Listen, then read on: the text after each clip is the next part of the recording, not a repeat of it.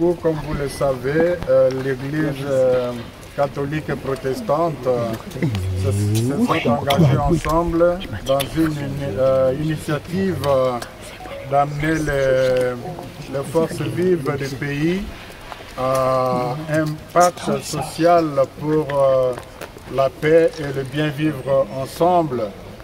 Et pour cela, nous avons commencé une tournée de personnalités importantes à impliquer dans cette dynamique.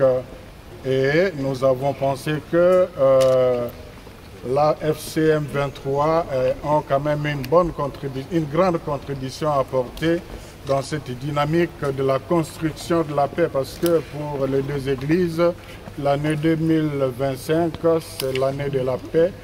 La priorité, notre priorité, c'est la paix. Et voilà pourquoi nous sommes venus les exhorter, aussi les écouter. Et en même temps aussi, à travers Monseigneur Willy, écouter la population, savoir comment vivent les gens ici, qu'est-ce qui se passe. Et je salue l'accueil qui nous a été réservé. AFC et M23, bar M23 représenté par Corneille Nanga, nous a expliqué les raisons de leur agir.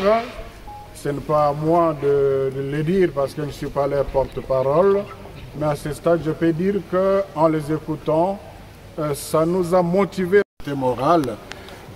D'ailleurs, c'est la presse présidentielle qui a relayé l'interview que nous avons accordée. Le chef de l'État a salué l'initiative qu'il a taxée de louable, pour reprendre son expression. Il a encouragé l'initiative. Il a dit qu'il accueillait ça respectueusement. Je reprends les mots du chef de l'État. Pollué dans le contexte de notre pays, nous parlons de forum national, un forum pour le consensus national. Et cela, qui dit consensus, toutes les parties prenantes doivent être impliquées.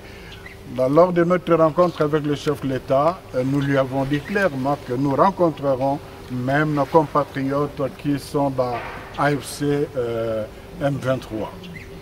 Il ne nous a pas interdit et il n'avait pas à nous interdire parce qu'il a compris que c'est une démarche pastorale qui n'exclut personne. Les acteurs de l'AFC, il y a aussi les chefs d'État de la région que nous avons prévu voir lors de cette tournée extérieure.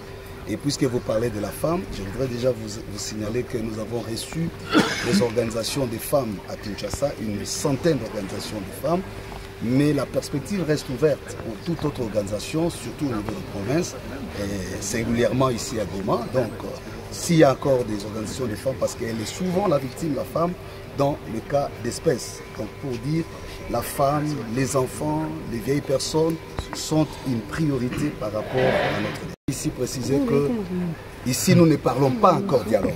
Ici, nous sommes à l'étape écoute. Donc, nous sommes en train d'écouter toutes les parties prenantes, les acteurs clés ou les personnes ressources qui peuvent enrichir la réflexion que nous mettrons ensemble autour d'une dynamique nationale pour que les Congolais réfléchissent. Donc, quand viendra le moment de discuter ou de participer, certainement, ces différents groupes de femmes qui ont été reçus et qui d'autres seront reçus pourront avoir l'occasion de participer à une forme de discussion parce qu'ici, rien n'est prévu au préalable. Dans notre démarche, nous n'avons pas encore écrit un pacte parce que nous apprenons que les gens disent que nous avons écrit le pacte. Non, nous avons proposé l'initiative.